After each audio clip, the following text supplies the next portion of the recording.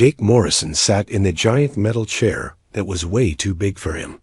The chair was made for aliens twice his size, but humans had learned to make do with what they got. He looked around the huge room, where hundreds of different alien species argued and shouted at each other. This was the Galactic Council, and today was just like every other day for the past 30 years. The room was loud, really loud. The Zephyrians were the worst. They looked like giant lizards with too many teeth, and they never stopped talking about their wars and victories. Right now, their leader was standing on a platform in the middle of the room, waving his clawed hands and roaring about something. Lisa Parker sat next to Jake. She was his helper and had been working with him for 10 years. She was writing notes on a small computer, just like she always did. Lisa wrote down everything that happened in these meetings. Every word, every argument, every decision. The aliens never asked to see her notes, so they never knew what she was really writing. On Jake's other side sat Ryan Brooks. He was a soldier, but he wore a nice suit instead of his uniform. Ryan was there to watch and listen. He had been doing this job for 8 years, and he had seen a lot of things that worried him. The 3 humans were the only ones from Earth in this giant room. They represented all of humanity in the galaxy, but nobody really cared what they thought. The aliens saw humans as the new kids who should sit quietly and learn from their elders. Jake had been Earth's main speaker for 12 years. He had learned to be patient. He had learned to smile when aliens said mean things about humans. He had learned to say thank you when the Council gave Earth jobs that nobody else wanted to do. Most of all, he had learned to watch and wait. The Zephyrian leader was still shouting. His name was something with too many clicking sounds for humans to say right. He was angry because someone had attacked their mining ships in the far parts of the galaxy. He wanted the Council to send warships to protect Zephyrian property. "We are the strongest fighters in the galaxy," the Zephyrian roared. "But we should not have to fight alone. The Council must help us." Other aliens started shouting too. The Nexari were tall and thin with silver skin that sparkled under the lights. They thought they were smarter than everyone else because they had good computers. Their speaker stood up and said the Zephyrians were being stupid. The Nexari wanted to send spy ships instead of warships. The Kelthans were the oldest species in the Council.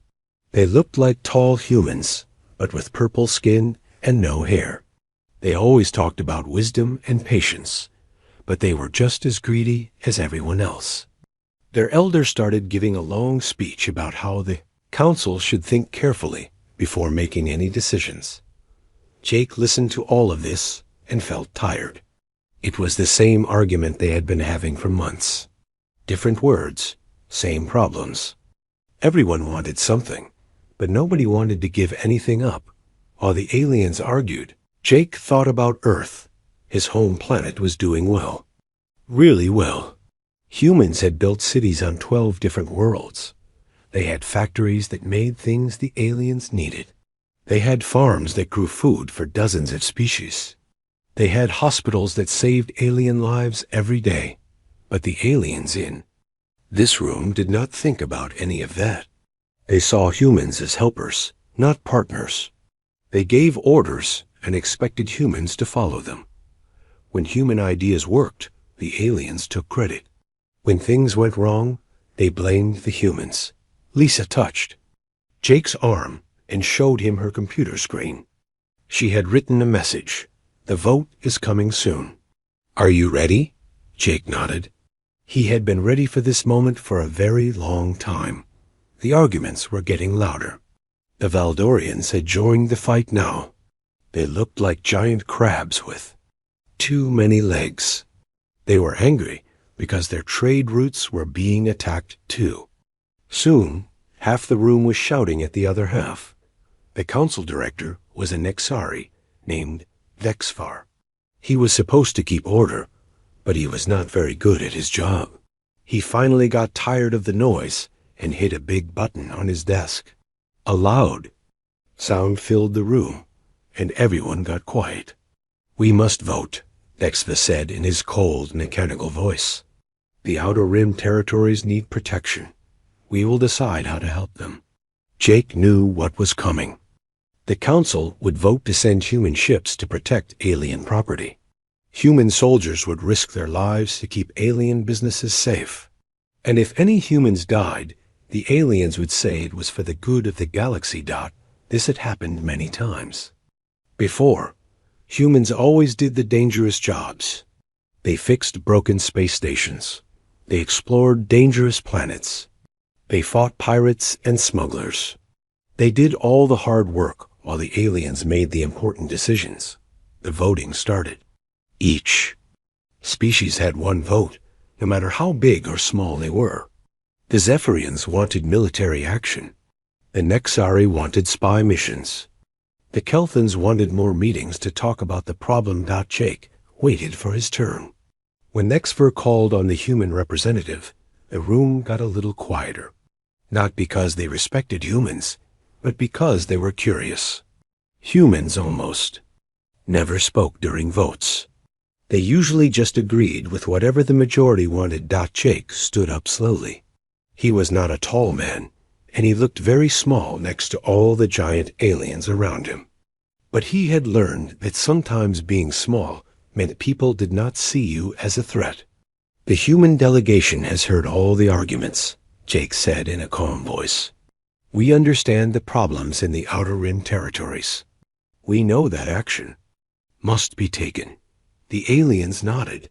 They expected Jake to offer human ships and human soldiers to solve their problems. That was what humans always did. "However," Jake continued, "we need to talk to our government on Earth before we can make any promises. We request a break in this meeting so we can contact our leaders." The room was very quiet now. This was not what the aliens expected to hear. Humans never asked for delays. They always agreed to help right away. Dexfer looked annoyed. "How long do you need?" "Just 1 hour," Jake said. "We will have an answer for you then." "Fine," Dexfer said with a wave of his hand. 1 hour break, then we vote." Jake, Lisa, and Ryan stood up and walked out of the room. The aliens were already starting to argue again before the humans reached the door. They were not worried about the human delay. They thought humans were just being careful and polite, like always. But if the aliens had been paying attention, they might have noticed something strange. As the 3 humans walked down the hallway, Lisa sent a short message on her computer. The message had only 5 words. "The children are coming home." The message went out on a secret channel that reached every human in the galaxy. Every human ship captain, every human colony leader, every human worker on alien worlds. They had all been waiting for this message for years. Jake Morrison smiled as they walked to their private office. After 30 years of being treated like servants, humanity was finally ready to make its own choices. The aliens thought they were in charge, but they were about to learn the truth. Humans had been planning this day for a very long time. They had been quiet and helpful and patient. They had built the systems that kept the galaxy running. They had solved the problems that the aliens could not solve. They had become so important that the galaxy could not work without them, but the aliens had never noticed. They were too busy fighting each other to see what the humans were really doing. Now it was time for the galaxy to learn what happened when humans decided to stop helping. Captain Ben Rogers was eating his breakfast when the message came through. He was on the bridge of the UES Horizon, the biggest human research ship in the galaxy. The ship was huge, almost 2 miles long, and it carried 3,000 people. Most of them were scientists and engineers who studied new planets and built things for the aliens. A message appeared on his personal screen. It looked like a normal work order at first, but Ben knew the special words. He had memorized them years ago when he first became a ship captain. Every human commander in space knew these words, but they all hoped they would never see them. Operation Quiet Step is now active, the message said. All ships return to Sol system immediately. Maintain radio silence. Ben put down his coffee cup. His hands were steady, but his heart was beating fast. This was it. The day they had all been preparing. Four. He pressed a button on his chair that sent a signal to his senior officers. Within 5 minutes, they were all on the bridge. We are going home, Ben told them, right now. Get everyone ready. His crew did not ask questions. They had trained for this day. Every human in space had trained for this day. They knew exactly what to do. The UES Horizon was in the Vega system, fixing a broken space station for the Kelphans. The aliens on the station did not know that humans were leaving. They thought Ben's ship was just doing routine maintenance. Send a message to the station, Ben ordered. Tell them we have finished our work and we are moving to the next job. It was not exactly a lie. They were moving to their next job. Their next job was going home to Earth and never coming back. Across the galaxy, the same thing was happening on hundreds of human ships. Captain Sarah Webb got the message while her ship was carrying food to a Zephyrian colony. She told the aliens that her ship had engine problems and needed to go to a repair station. Then she turned around and headed for Earth. Captain Mike Davis was leading a convoy of cargo ships near the galactic center. He received the message and immediately changed course. His ships were carrying rare metals that the aliens needed for their factories. Now those metals were going to Earth instead. The aliens did not notice anything strange at first. Human ships moved around the galaxy all the time. They carried supplies, fixed broken equipment, and transported people from one place to another. It was normal to see human ships leaving and arriving at different places, but this time was different. This time, none of the human ships were coming back. On the industrial world of Kepler 442b, Amy Johnson was running the biggest power plant in 3-star systems. The plant provided electricity for 12 different alien colonies. Amy had been in charge of the plant for 6 years, and she knew every machine like it was her own child. When she got the message, Amy began shutting down the reactors one by one. She did it slowly and carefully, so the aliens would not lose power all at once. She told the alien workers that the plant needed routine maintenance and would be back online in a few days.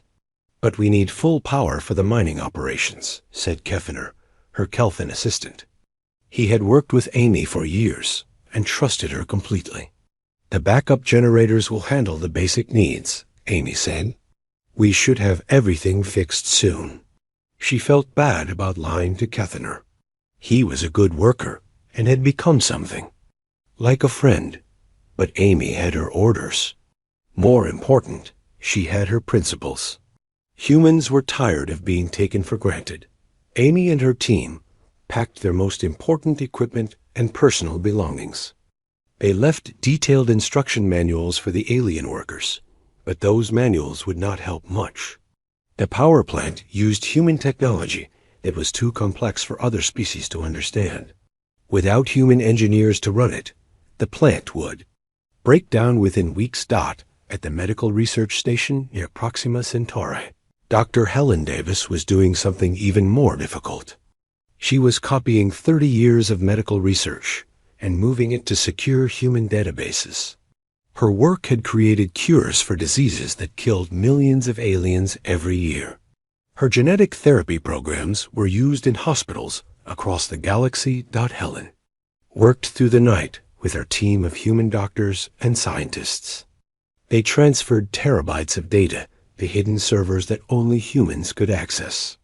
Every breakthrough, every cure, every life-saving treatment was being quietly removed from the alien medical networks. Are we really doing this? Asked Dr. Peter Grant, Helen's research partner. These treatments save lives. Alien lives. And our research will continue to save lives, Helen said. Human lives. We gave them our knowledge for 30 years, and they treated us like lab assistants. Now they can figure out how to save their own people. Helen felt sorry for the alien patients who would suffer when the treatments disappeared. But she felt more sorry for all the human doctors who had worked without recognition, and all the human scientists who had been ignored when they tried to contribute to important decisions. Back on the council station, Ryan Brooks was coordinating the most dangerous part of the operation. He and his team of human technicians were removing critical parts from the station's computer systems.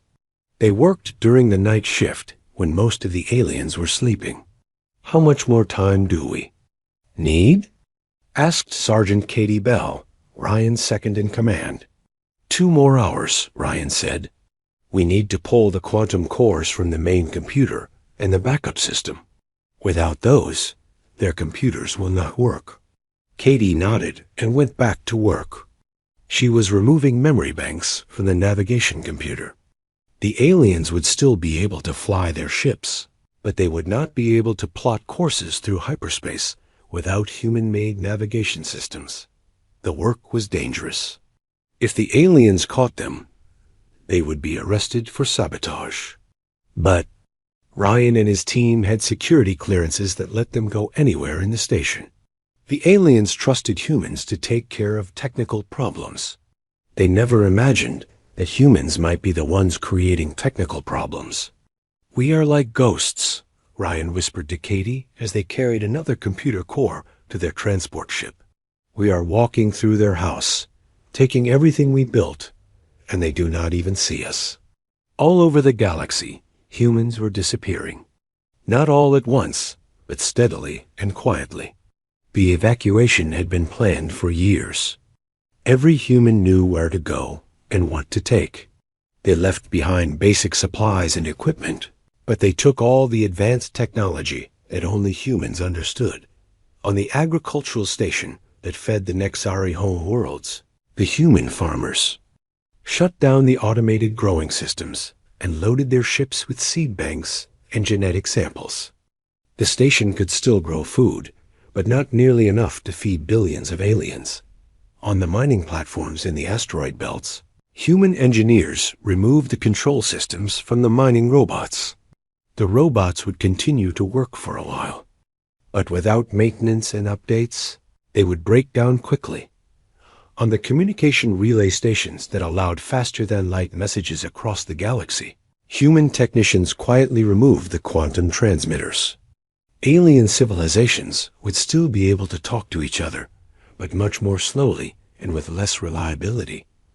Every human facility, every human-operated system, every human-designed technology was being systematically shut down or removed. Humans worked quietly and efficiently. They did not destroy anything, and they did not hurt anyone. They just took their things and left. The aliens would not understand what was happening until it was too late. They had become so dependent on human technology and human expertise that they could not imagine their civilization working without it. But humans had been planning for this day since they first joined the Galactic Council. They had built backup systems that only humans knew about. They had created hidden copies of important data. They had trained their people to work without alien oversight. Most important, they had learned to think of themselves as independent, not as junior partners in someone else's empire. Admiral Kyle Turner commanded the human fleet that protected the outer borders of council space. His ships hunted pirates and stopped smugglers. When he got the message, he ordered his entire fleet to return to Earth immediately. "What about the patrol routes?" asked his second officer. "Not our problem anymore," Kyle said. "Let the aliens protect their own borders." As human ships disappeared from patrol zones, alien pirates began to notice. For the first time in decades, rich cargo ships were traveling without human escorts. The galaxy was about to become a much more dangerous place, but the humans were no longer concerned with galactic security. They were going home. Council Director Vexver stared at the empty chairs where the human representatives had been sitting 3 days ago. The meeting hall felt strange without them, not because humans were important, but because they had always been there. For 30 years, the 3 humans had sat quietly in their 2 big chairs, taking notes and listening to debates. Now the chairs were empty, and nobody knew where the humans had gone. "This is very unusual," Vexver said to his assistant. "Humans do not miss council meetings. They are always very careful about following rules." His assistant, a young Nexari named Kil Moss, was reading reports on her computer tablet. "Sir, we are getting strange messages from across the galaxy. Many human facilities have gone silent in the past few days." Vexver looked at her with confusion. "What do you mean? Gone silent?" "They are not answering communication requests. Their status reports have stopped coming in. Some of our people are saying that humans are abandoning their posts." This was impossible. Humans did not abandon their posts. They were the most reliable workers in the galaxy. If a human was supposed to be somewhere, they would be there. If they were supposed to send a report, they would send it on time. "Get me a full status report on all human operations," Vexver ordered. "I want to know what is happening." The report took 6 hours to complete. When Kil Moss brought it to him, Vexver could not believe what he was reading. Over 400 human facilities had stopped responding to communications. Thousands of human workers had left their jobs without explanation. Entire colonies that depended on human services were reporting equipment failures and supply shortages. "This cannot be right," Vexver said. "Check the numbers again." But the numbers were correct. Humans were disappearing from their jobs all across the galaxy. Not just a few humans, but all of them. Every human ship, every human facility, every human worker was involved in what looked like a massive coordinated evacuation. General Vex-Tar of the Zephyrian military was the first alien leader to understand that something serious was happening.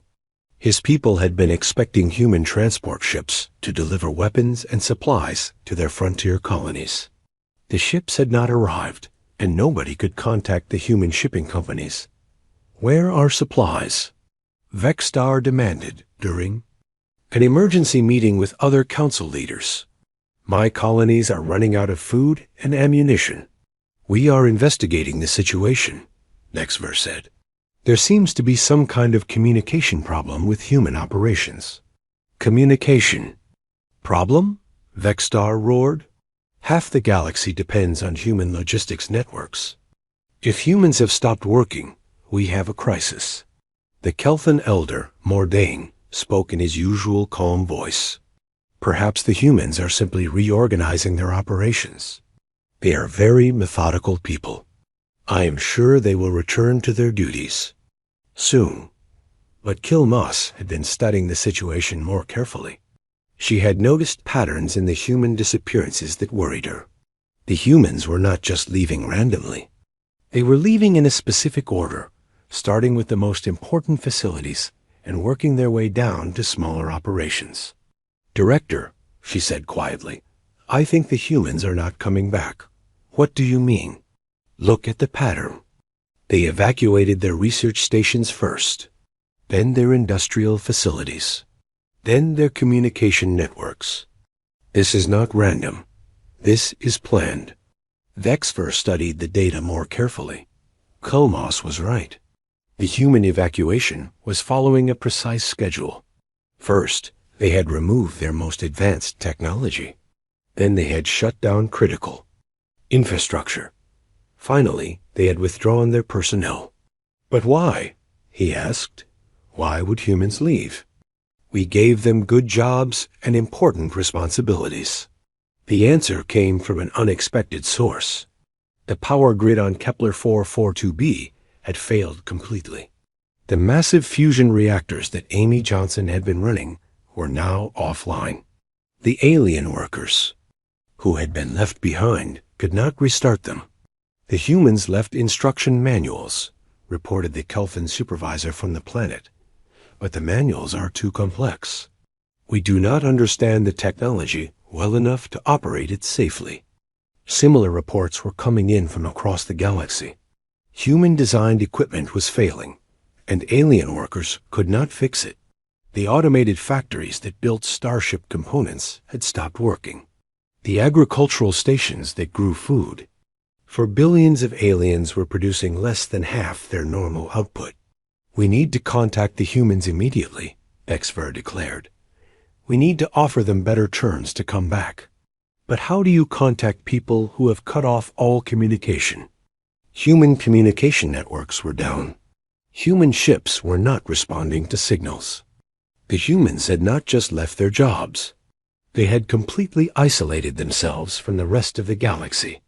What about their home system? Suggested Kilmas. Could we send a message to Earth? HFY shook his head. The Sol system is protected by ancient treaties. No alien ships are allowed to enter human space without permission. We would need to request a diplomatic meeting through official channels. Then do it, General Vextar said. My people are starting to panic. Food shipments have stopped arriving. Our factories are shutting down. If humans do not return soon, we will have serious problems. HFY sent the request, but he did not expect a quick response. Humans were always very slow about diplomatic procedures. They liked to have meetings about having meetings.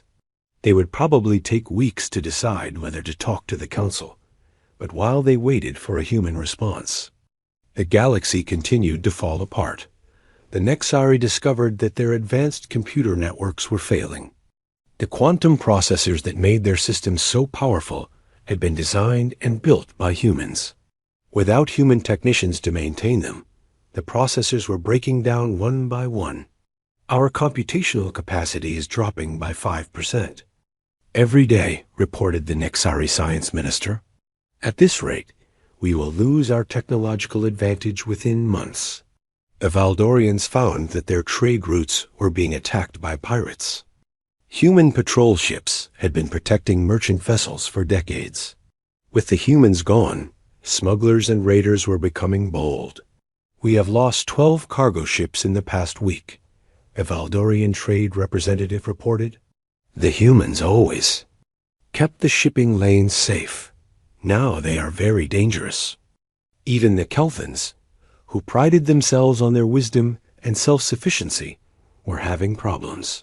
Their agricultural worlds depended on human-designed terraforming equipment to maintain their atmospheres. Without regular maintenance, the equipment was starting to fail. Our air recycling systems are operating at only 60% efficiency, reported a Kelvin environmental engineer. If we cannot get human technicians to fix them, our colonies will become uninhabitable. The scope of the crisis was becoming clear. Humans had not just been workers in the galactic economy. They had been the foundation that everything else was built on. Their technology kept the lights on, the air clean, and the food growing. Their ships carried supplies and protected trade routes. Their expertise solved problems that other species could not even understand. For 30 years, the aliens had taken all of this for granted. They had assumed that humans were just happy to have jobs and would always be available to do whatever needed to be done.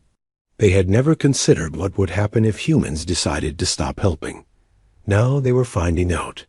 How did we not see this? HFY asked during a private meeting with his closest advisors. How did we not realize how important humans were to our civilization? They were always so quiet, Kilmas said. They never demanded credit for their work. They never asked for special treatment. They just did their jobs and solved problems. And we ignored them, HFY admitted. We treated them like servants instead of partners. The final piece of the puzzle came when Admiral Kyle Turner, the human fleet commander, sent a message to the council. It was short and formal, but it explained everything. The human species hereby withdraws from the Galactic Council. The message said, We thank the Council for 30 years of cooperation and wish all member species well in their future endeavors. The message was polite and respectful. It did not contain any complaints or demands. It did not ask for anything or threaten anyone. It simply stated that humans were leaving and would not be coming back. Dexfer read the message 3 times before he understood what it really meant. Humans were not just taking a break or making a protest. They were ending their relationship with the galactic community permanently. They planned this for years, he said quietly. Maybe decades.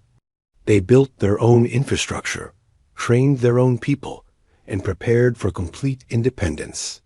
Then they just walked away. The galaxy that had seemed so stable and prosperous just a week ago was now facing the worst crisis in its history.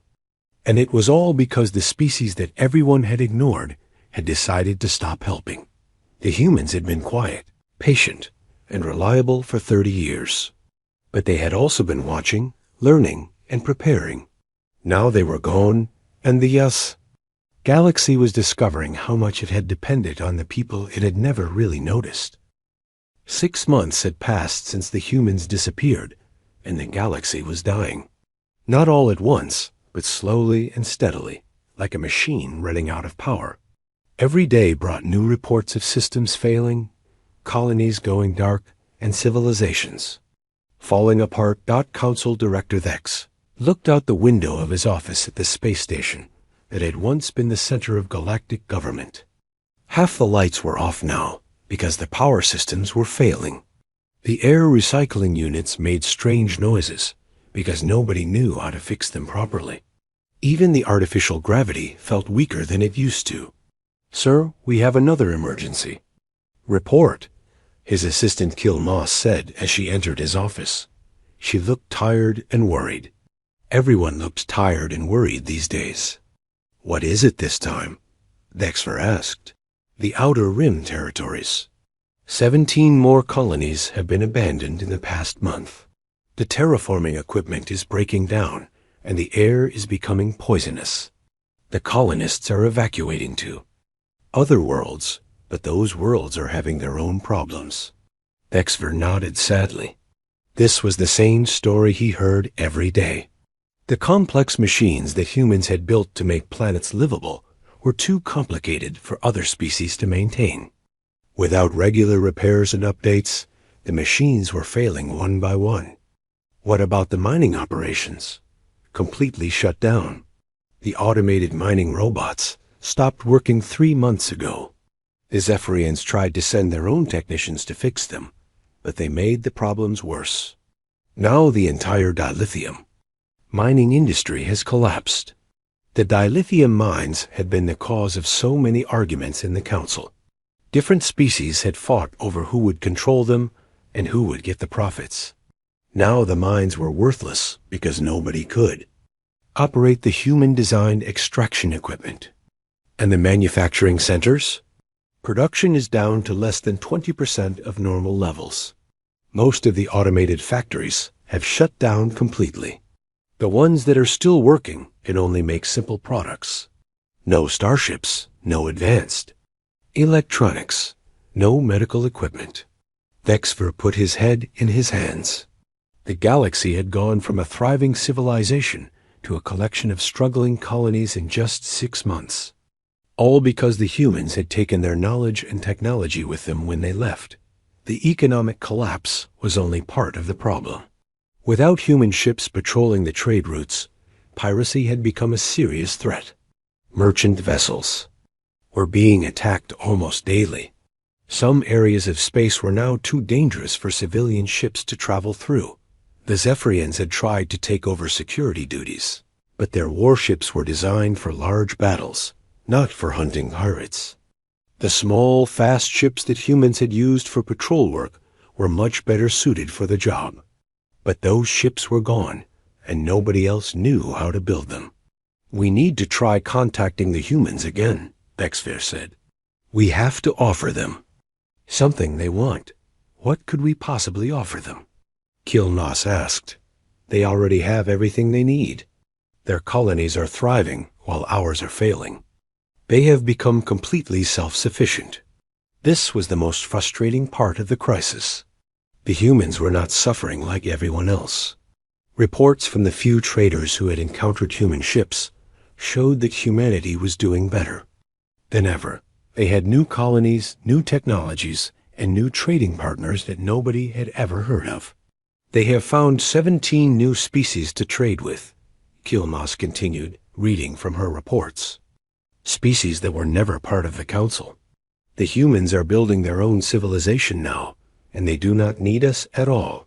A loud alarm started ringing throughout the station. Vexfor pressed a button on his desk to answer the emergency. Call. Director, we have a major power failure in Section 7, reported the station's chief engineer, a Kelphin named Tekmar. The main fusion reactor is overheating, and we cannot control it. Can you fix it? We are trying, but this is human technology. We do not fully understand how it works. The instruction manuals are too complex, and many of the spare parts are no longer available. This was happening everywhere. The humans had left detailed manuals and documentation for their equipment, but the manuals assumed that the readers already understood advanced human technology. Other species could follow the basic procedures, but when something went wrong, they were helpless. Do whatever you can, Vexver said. We cannot afford to lose another power reactor. He turned off the communication and looked at Kilmas. How many other space stations are having similar problems? Almost all of them. The Council has lost contact with 12 stations in the past 2 months. They either lost power completely or had to be evacuated. The government of the galaxy was literally falling apart. The Grand Council that had ruled hundreds of worlds for over 1,000 years was now struggling to keep its own headquarters operational. But the worst part was not the failing technology or the economic collapse. The worst part was how the different species were turning against each other.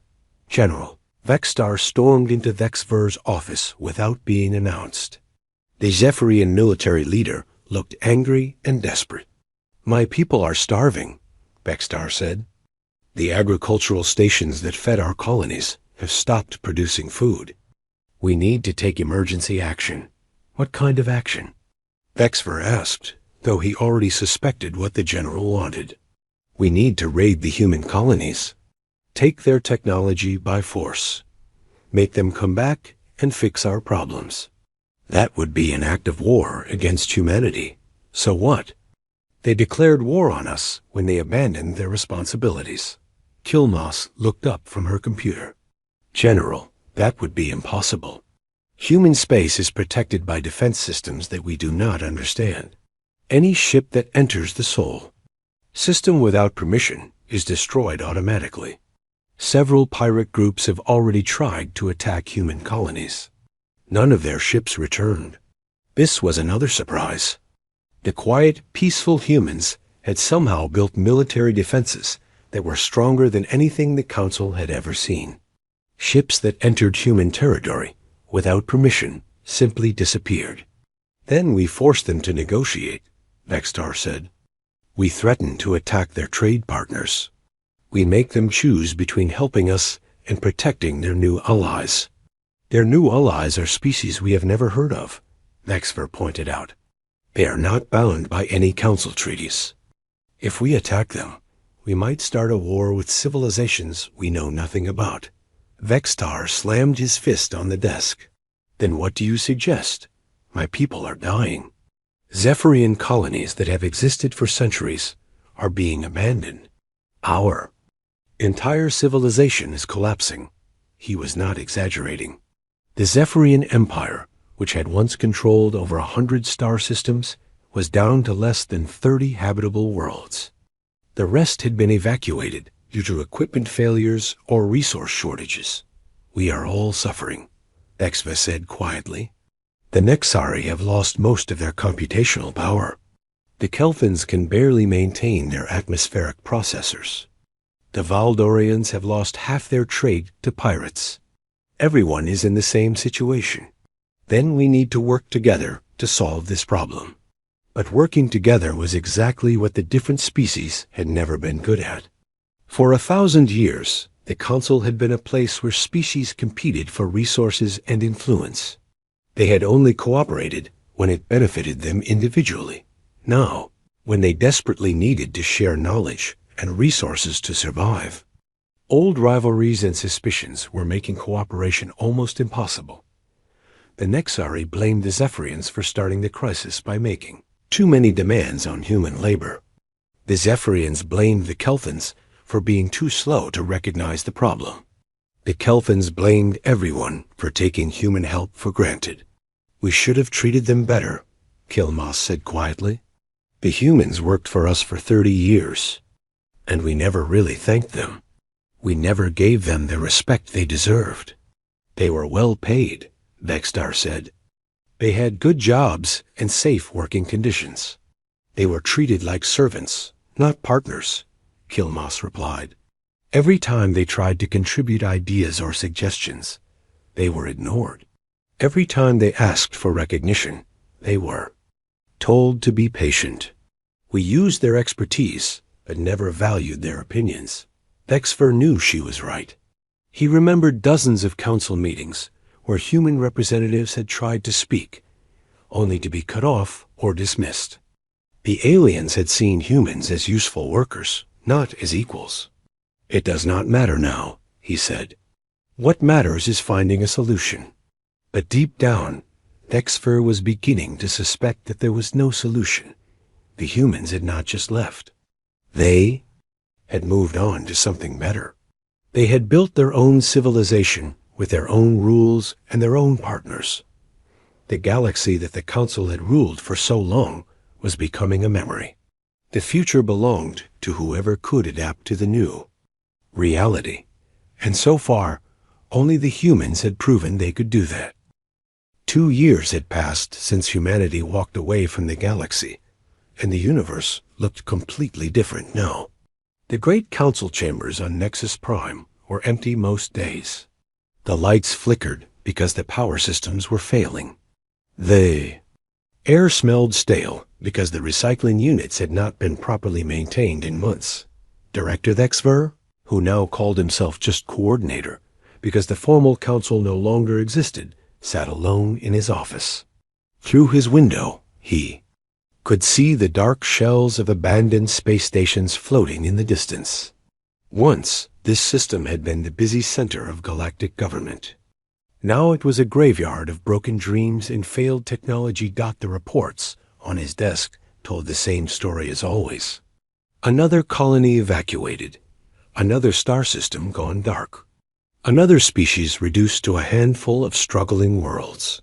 The Galactic Council that had ruled for over 1,000 years was now just a memory. Sir? His assistant Kilmas said as she entered the office. She looked much older than her years. The stress of watching civilization collapse had aged everyone quickly. We are receiving a transmission from the Sol system. Vexver's hearts stopped for a moment. After 2 years of complete silence, humanity was finally answering their desperate messages. He had sent hundreds of requests for communication. He had offered everything he could think of: full partnership in a new government, complete control over council territories, even tribute payments if humans would just come back and help. Put it through immediately, he ordered. The holographic projector in his office activated for the first time in months. Most of the time, there was not enough power to run the advanced communication systems. But for this message, Dexver had ordered all non-essential systems shut down to save energy. A woman appeared in the hologram. She was middle-aged with short brown hair and kind eyes. She sat in what looked like a comfortable office with a beautiful blue and green planet visible through a large window behind her. Dexver recognized the planet as Earth, though it looked more vibrant and healthy than he remembered. I am President Carol Stevens of the United Earth Federation, the woman began. Her voice was calm and confident. We have received your requests for assistance and negotiation. After careful consideration, humanity has decided to respond. Exfer leaned forward in his chair. This was it. Finally, humans were willing to talk. Maybe there was still hope for the galaxy. We wish to inform the former Galactic Council that humanity is doing very well, President Stevens continued. Our colonies are thriving. Our research programs continue to advance. Our people are happy and prosperous. We have established peaceful relations with 23 new species that were never part of the council structure. We have discovered 18 habitable worlds that will support human civilization for thousands of years to come. The president paused and seemed to look directly at Thexfer through the transmission. We also wish to inform you that we hold no anger toward any former council species. Our departure was not motivated by revenge or hatred. It was simply our recognition that our civilizations had grown in different directions. We chose to build our own future among the stars. Exfer felt hope growing in his chest. If humans held no anger, maybe they could be convinced to help. Maybe they would be willing to share their technology or provide assistance to the struggling alien civilizations.